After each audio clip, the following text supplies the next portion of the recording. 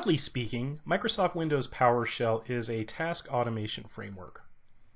And its purpose is to be a little easier to use than a full-blown development tool where you actually build executables and make it easy to do things. So it contains a command line shell, which is kind of similar to the command window that you're probably already used to using.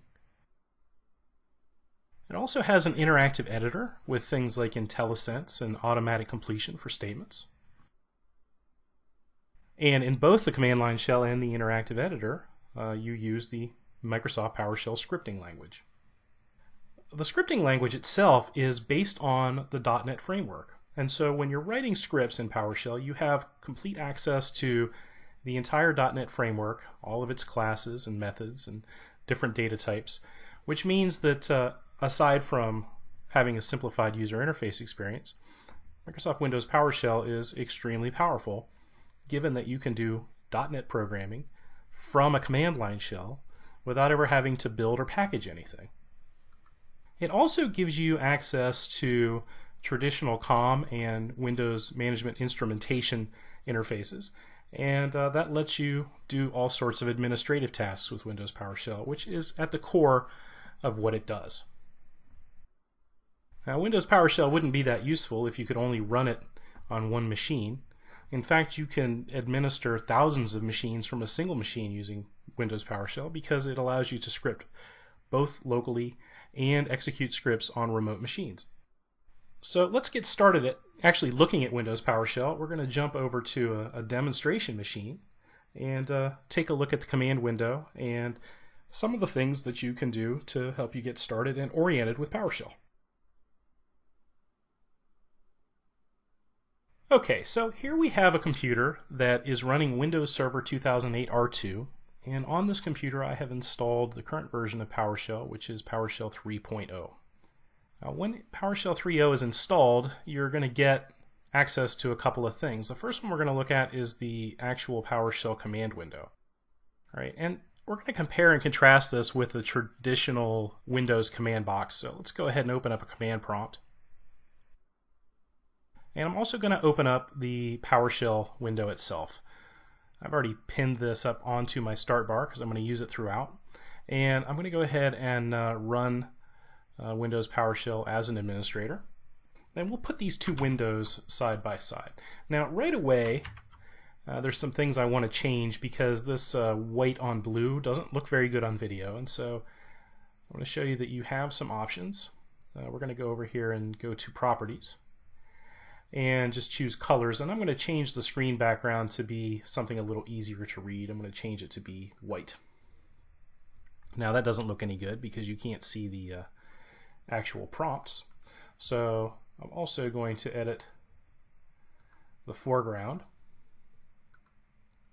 and we'll just make that black. Alright, you might be surprised to know that you can actually do the exact same thing in the command window. Right, so already we can see that there's some sort of kinship here. Now, there are all kinds of DOS commands that you probably know already and use all the time, like we can type dir over here in the command window, and if we switch over to the PowerShell window, I can do the same thing. You can see that the formatting of this is a little different. So while the syntax to run the command is the same, obviously something a little bit different is going on. In fact, what's happening in PowerShell is that it has aliased all of the traditional DOS commands and then some with actual PowerShell commands. And so the dir command that we just ran actually executes a command called get child item. Now, you can't see my hands, but I didn't actually type out child item. I just started typing and then I hit tab and the window auto-completed for me. But if I say get child item and hit enter, you can see that it does exactly the same thing as the dir command does. Now, one thing that's great about PowerShell is it comes with this really extensive help system.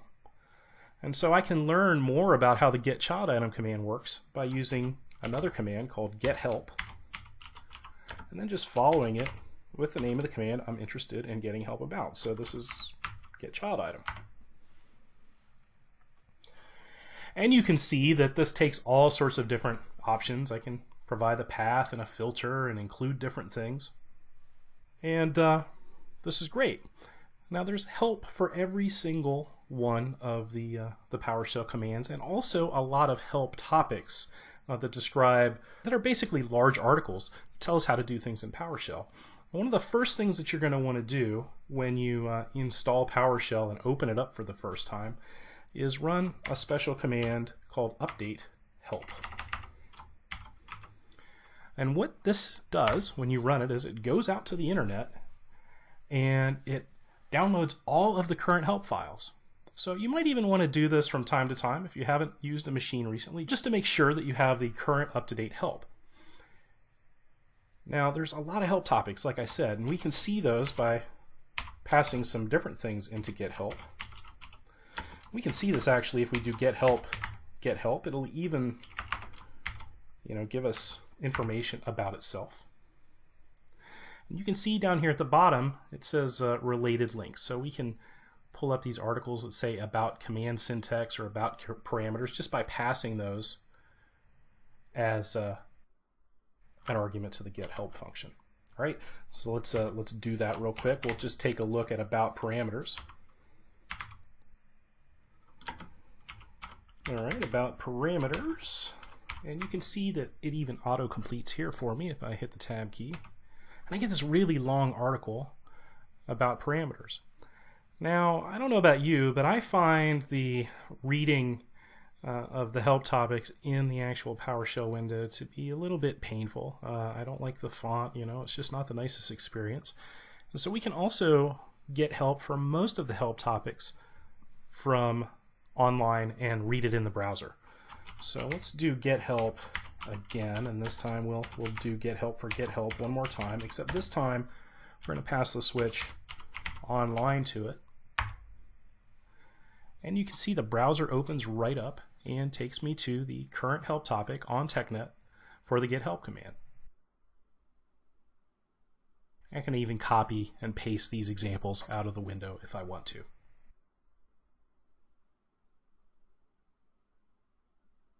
Now, as I mentioned a second ago while I was doing that demonstration, today we're looking at PowerShell 3.0. And PowerShell 3.0 comes pre-configured if you happen to be running Windows 8 or Windows Server 2012. But if you're running Server 2008 or Windows 7, you're going to need to install it. And to install it, all you need to do is download the Windows Management Framework 3.0. And then if you're on Windows 7 or Server 2008 R2, you can install it there. Unfortunately, if you're on a previous version of the operating system, you're going to have to use PowerShell 2.0 or earlier. Now, when we were looking at PowerShell just a second ago, we were in the PowerShell command window, or the PowerShell shell. When we were looking at PowerShell just a second ago, we were in the PowerShell command window, or the command shell. But PowerShell comes with another tool called PowerShell ISE, and ISE stands for Integrated Scripting Environment. And the reason it's called the Integrated Scripting Environment is because it contains a command shell, but it also contains a bunch of tools. For example, it has a command builder that will let you actually build commands using a form-based tool. Of course, it's got integrated help, just like you saw in the command shell, and it has a script editor that comes with a debugger, which comes in very handy and is in fact indispensable if you are writing complicated scripts. All right, so let's take a look at PowerShell ISE. That is actually what I'm going to use to do most of the demonstrations from here on out.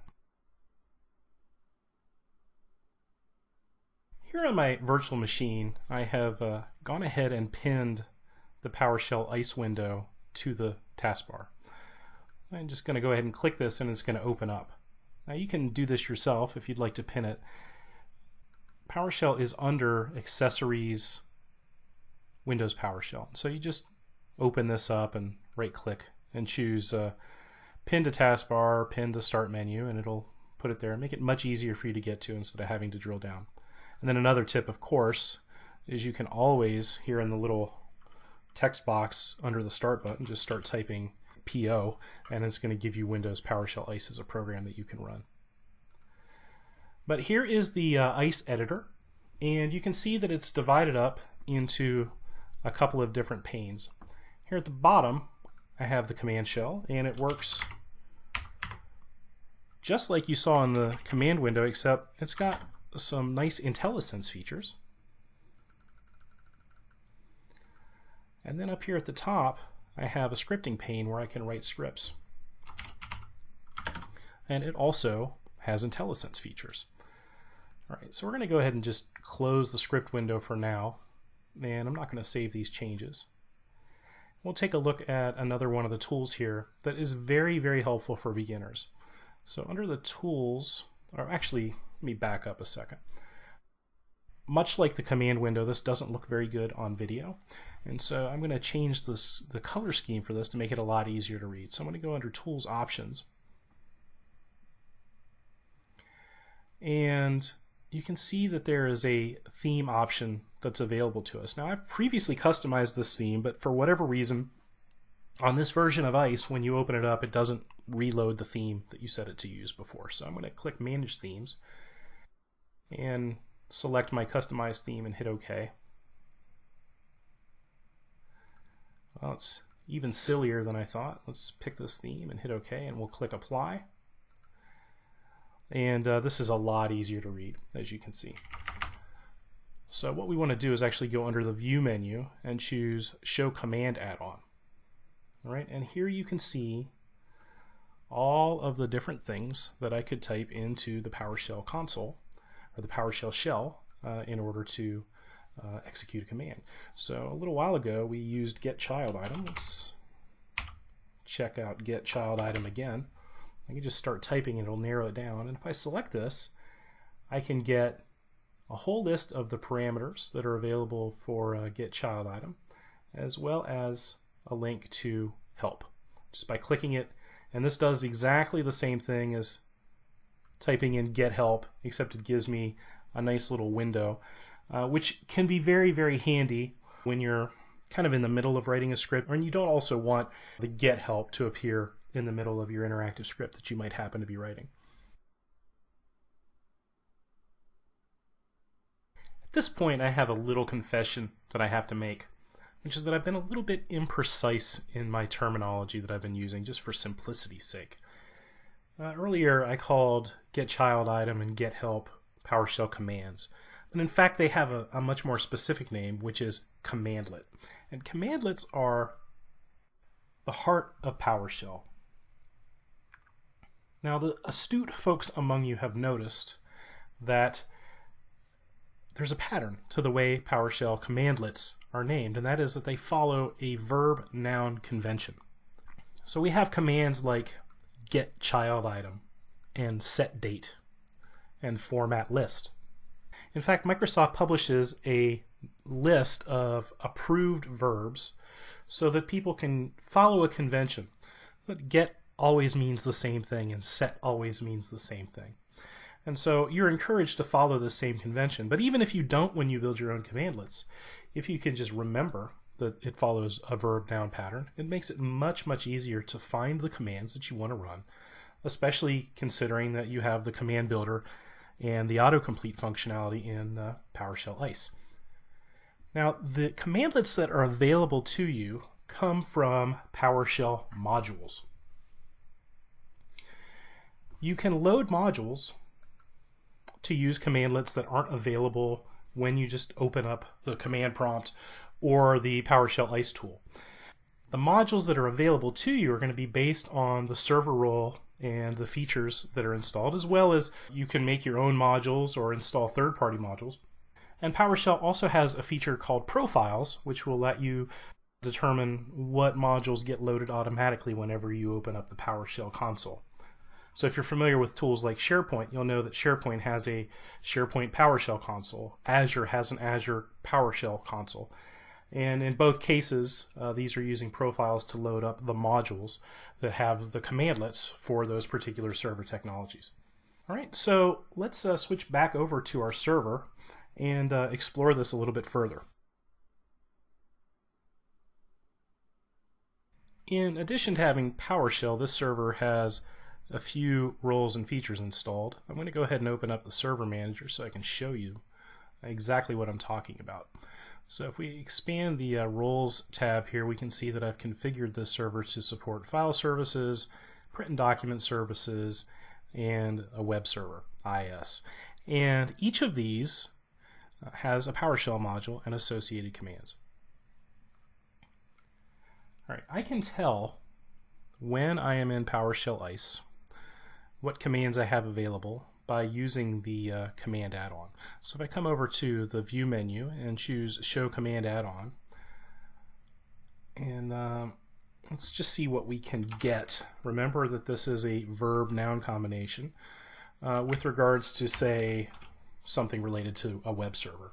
So if I just type get-w, you can see that I have a get web app domain command, get web config file, get web URL, etc. and so forth. I can also see this list of commands using a PowerShell command called get command. And get command displays all of the same stuff that we see over here in the command add-on. Now these are the commands that are available in the modules that I have, but not necessarily the commands that are available in my current PowerShell session. So let's say we wanted to experiment with the get web virtual directory command. All right, so we'll just say get web. Get web app domain is going to work just as well for this. Let's just hit enter and see what happens. Well, you see that I got an error message, and what this says is that the get web app domain commandlet command was found in the module web administration, but that the module could not be loaded. And so if I want to load that module, then I need to execute a command called import module web administration being the name of the module. All right, so let's try to do that and see what happens.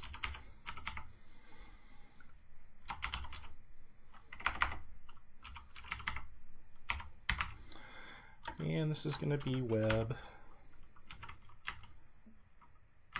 administration, and you can see once again that autocomplete works here. So I've specified this, and let's just go ahead and hit enter and see what happens. Well, unfortunately, I got another error message, and what this says is that the module web administration aliases could not be loaded because running scripts is disabled on this system. Well, this is an error that most people run into, or something like this, very soon after they start using PowerShell for the first time, and it's often very confusing. This is, in fact, a safety feature more so than a security feature, even though the category info here says security error and unauthorized access. So in this command shell, I can give myself the ability to do this because I'm the administrator on the machine. And before we go talk about that a little bit greater depth, I'd like to point out that you can get to the command tool. Whoops, certainly didn't mean to do that. You can get to the command tool from ISE by doing show command add-on, but you can also do it if you're in the PowerShell editor by using the show command commandlet. And this comes with PowerShell 3. And when I open this up, I can say, well, let's see what clear event log does. I check it, and I get the same sort of parameters choices that I get if I'm in PowerShell ISE. All right, so let's talk about that error that I just got. So like I said, the execution policy controls what the command shell allows. And a lot of people confuse execution policies, and they assume that it's a security feature. But since I can change the execution policy, it's not exactly a security feature because it doesn't stop me from doing anything. What it really does is it prevents me from accidentally executing a malicious script or from somebody tricking me into running a malicious script. Now, the default setting for execution policy is restricted. And like I said, a lot of people get tripped up when they come into PowerShell for the first time, because the restricted policy, in addition to not allowing you to load modules, also won't allow you to run scripts. And so you'll hear people say, well, PowerShell, I don't understand. I opened it up and I understand it's for scripting, and I tried to run a script and it told me that I couldn't, and that seems very silly. Well, like I said, it's just to keep you from making a mistake. Now, there are several execution policies available to you out of the box. The first one is the one we just encountered, which is restricted. After that, we have all signed. And all signed means that we can run any script as long as it has been signed with a cryptographic key. Most of the time, you're not going to want to sign every single script that you write. And so the most common configuration that people use is actually remote signed. And remote signed says, trust me to run the scripts that are on the local machine, but if I try to run a script that is remote, then it has to be signed.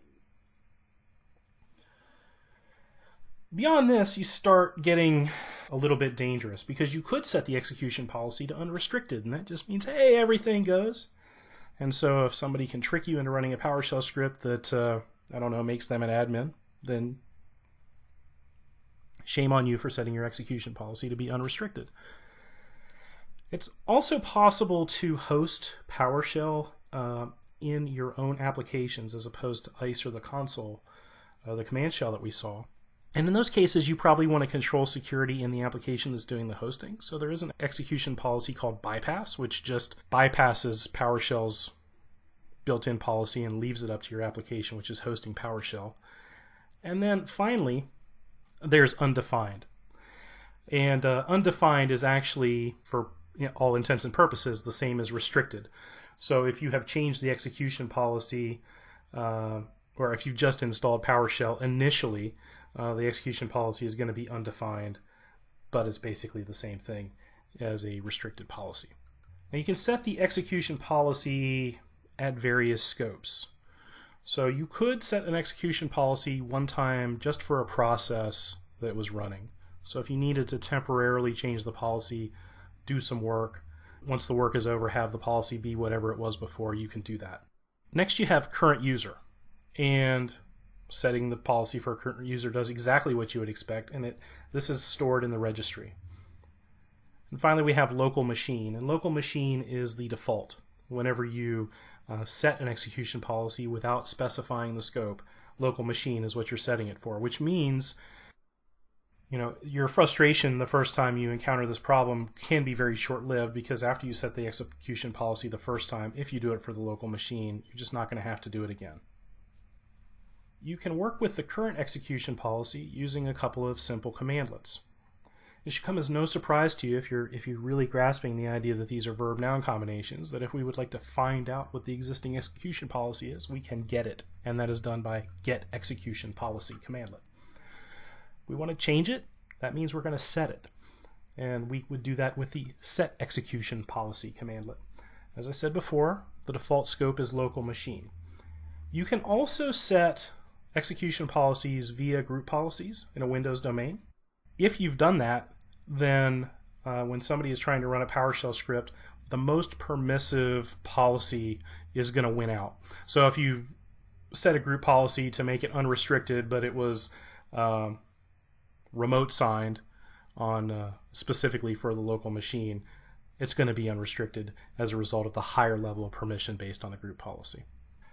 All right, so we were having that error before. Let's go back to the machine now that we're armed with an understanding of how to get and set execution policies, and make it so that we can actually load that module that we were trying to load a second ago. Okay, so first let's just find out what the current execution policy actually is. So we're going to get it. All right, we just say get execution policy, and it says that the execution policy is currently restricted. All right, so I want to be able to import that module, and I'm going to be running a lot of scripts later on probably, and I don't really want to have to deal with code signing for all the things that I'm doing on this machine. So I'm going to change this execution policy by using set execution policy, and the policy that I'm going to pick is remote signed. So if it's on this machine, I'm going to be allowed to do it.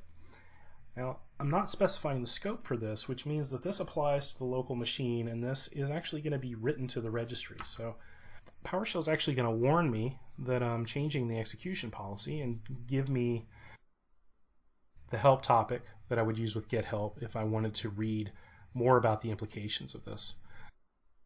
Go ahead and say yes.